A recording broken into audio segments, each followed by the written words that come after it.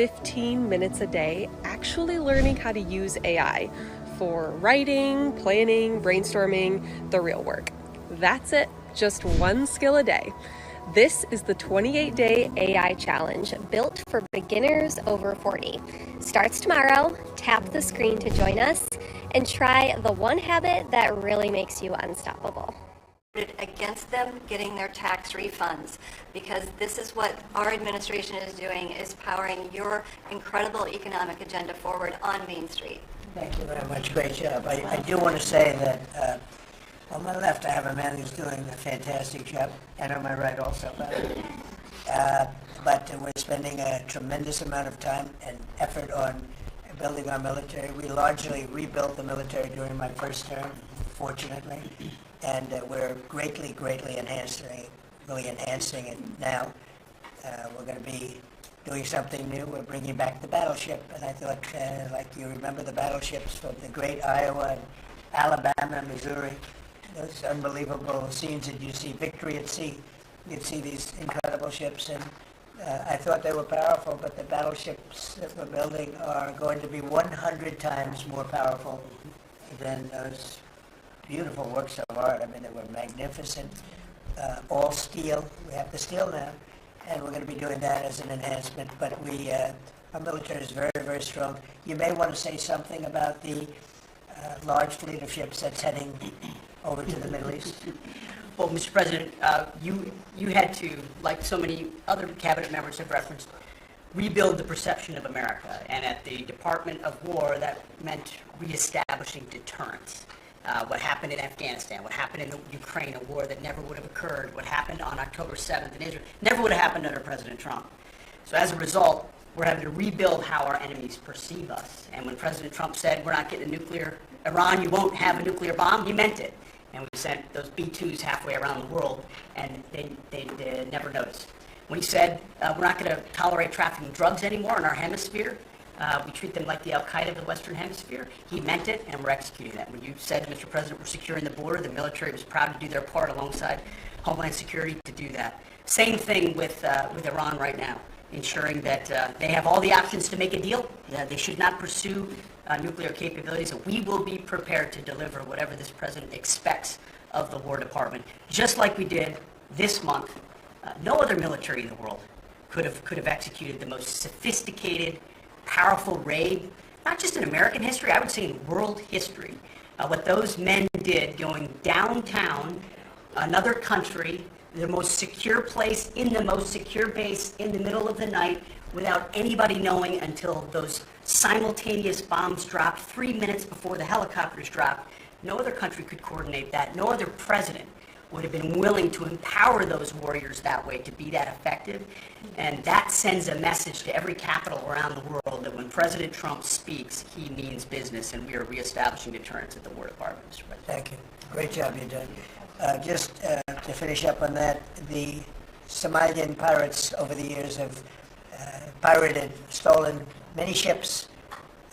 They would get large amounts of money for the ship. You know, you have $1 billion ship, and the insurance companies didn't want to fight because, you know, some of those ships are very flammable. They're carrying millions of barrels of oil. Very flammable, very dangerous situation if they're shot at. So they wouldn't fight. We notified them a number of months ago. Anybody that does that gets the same treatment as a drug dealer sending their drugs in from Venezuela or anybody else. As you know, it's 97% down by water. So the drugs coming in by sea or by water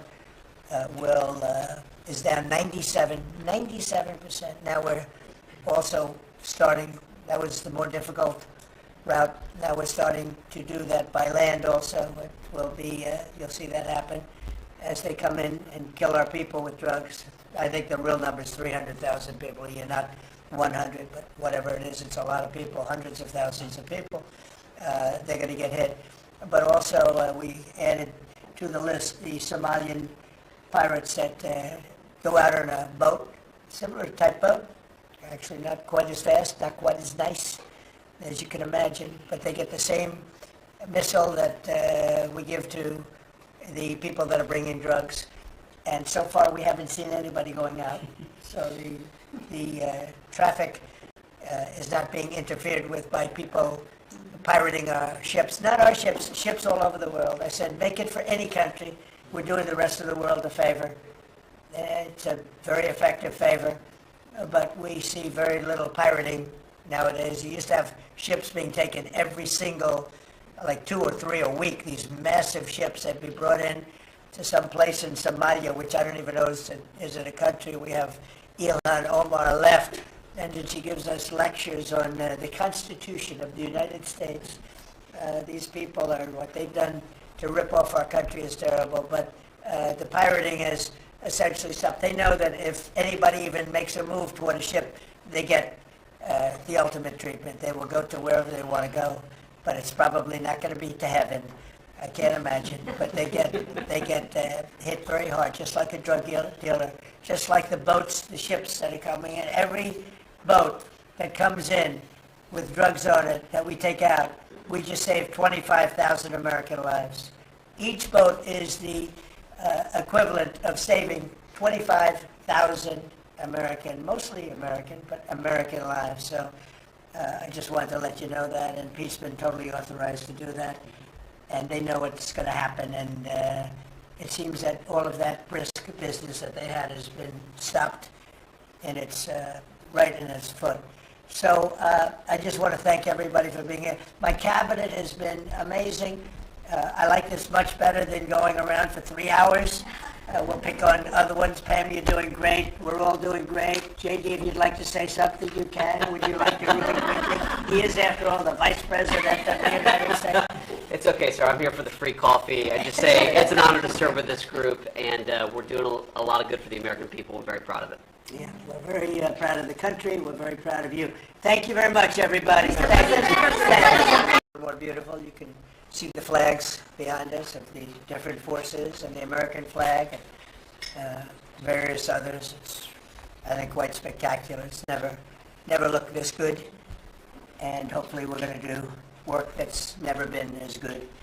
So I think that's basically what's happened in our first year. We've had an amazing year, and this will be our first cabinet after the year, so we're starting our second year. Tremendous progress has been made. I want to thank my entire cabinet for 12 months of unprecedented achievements. We really have. I mean, it's unprecedented. The numbers we've had on the economy and growth, you see them. And that's despite a Democrat shutdown. Without the shutdown, we would have picked up about 1.5 points more than already high numbers, record-setting numbers. So this has been, I think, and a lot of people say it, the most successful year of any administration in American history. First year, there's never been a first year like this, including the fact that we extinguished 8 wars, and another one we think is coming. Steve Witkoff's working very hard, and Jared and everybody else, and I think it's coming. It was just announced that the murder rate in our country is the biggest drop ever recorded. It's at the lowest level in 125 years. First in recorded history, it's the lowest in at least 125 years. That's a wonderful thing. And that crime is way down, and one of the reasons is we've taken a lot of bad people and gotten them out of our country. In some cases, they're so bad that we put them in prison because we don't want them to even take a chance of coming back in, even though our border is very secure, record-setting secure. We had 0 illegal aliens being admitted into our country for the last 8 months. That's hard for even me to believe, but the people that make up the lists are supposedly nonpartisan, but I would say they lean toward the Democrat side. And if they say that, I'm all for it. As you know, we've had a situation take place with respect to Venezuela. I want to just thank General Kane and his staff. The job that they've done is incredible. Nobody's ever seen anything like it. And once it did take place, I want to thank the leadership of Venezuela. We're getting along really well with them. The relationships have been very strong, very good. And they have informed me that they feel there's very good security, very strong security. We're working with the various people involved, including Chris and Doug and everybody on the oil. We have the major oil companies going to Venezuela now, scouting it out and picking their locations, and they'll be bringing back tremendous wealth for Venezuela and for the United States, and the oil companies will do fine too. Venezuela will actually make for themselves more money than they've ever made before, and that's a good thing. And the people of Venezuela were literally in the streets waving American flags. They were so happy. And the people in our country, like in the Doral section of Miami, which is considered little Venezuela, they're thrilled. And I just spoke to the president of Venezuela and informed her that we're going to be opening up all commercial airspace over Venezuela. American citizens will be very shortly able to go to Venezuela, and they'll be safe there. They'll be safe. It's under very strong control. And the people of formerly of Venezuela, some want to go back and some want to go back to visit, and they're going to be able to do that. So I've instructed Sean Duffy and everybody else concerned, including the military, that if you would, by the end of today, I'd like you to have the airspace over Venezuela. Planes can go to Venezuela opened up. Okay? Yes. Thank you very much. And I want to thank all of the people in Venezuela for what they went through, and I want to thank the leadership for really they're doing a good job. And just as I promised, we've defeated the Biden inflation nightmare and achieved explosive new economic growth. The Atlanta Fed is predicting an astounding 5.4% GDP growth in the fourth quarter, and that's despite the fact that we had a Democrat shutdown. We would have had that number would have been 7%, which is a number nobody's ever heard of. And we've been given great national security because of tariffs, and we've also been given unprecedented income because of tariffs.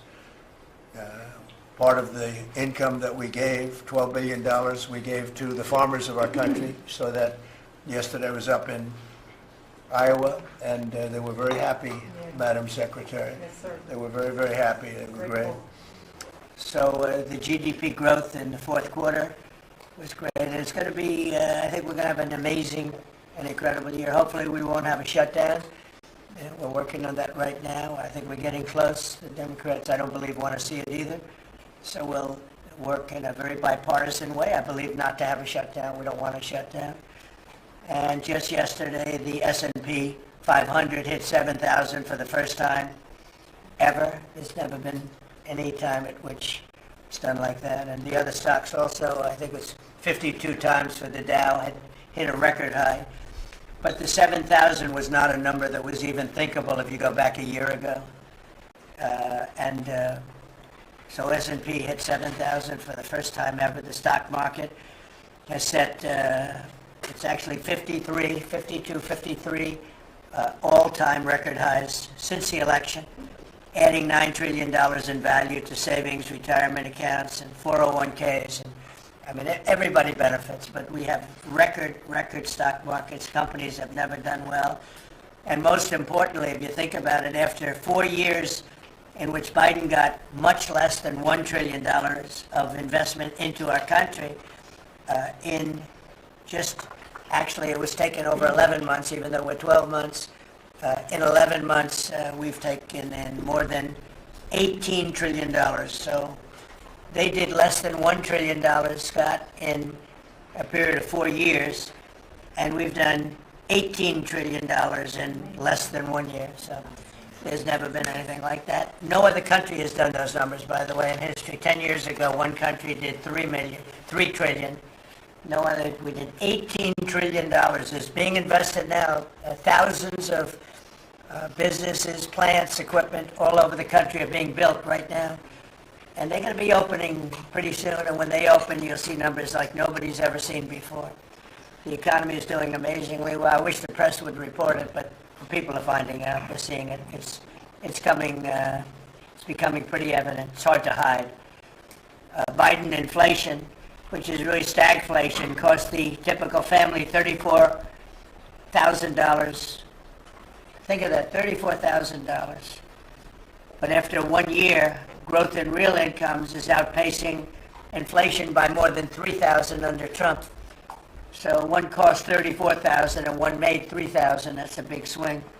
gasoline has plunged to, think of this, over $4 a gallon, depending on where you are. In California, it's $7, $8 a gallon.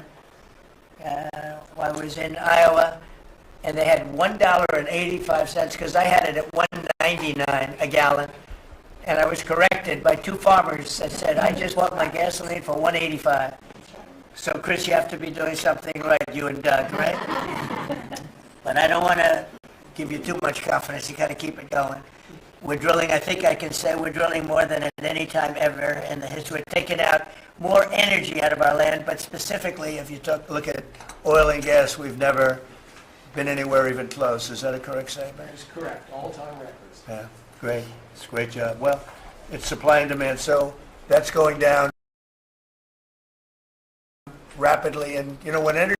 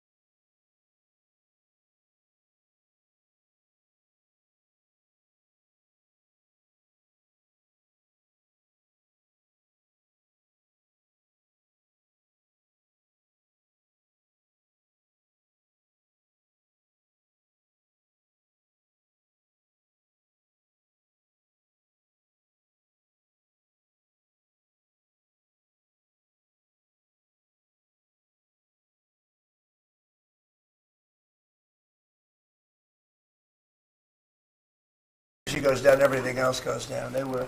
They had very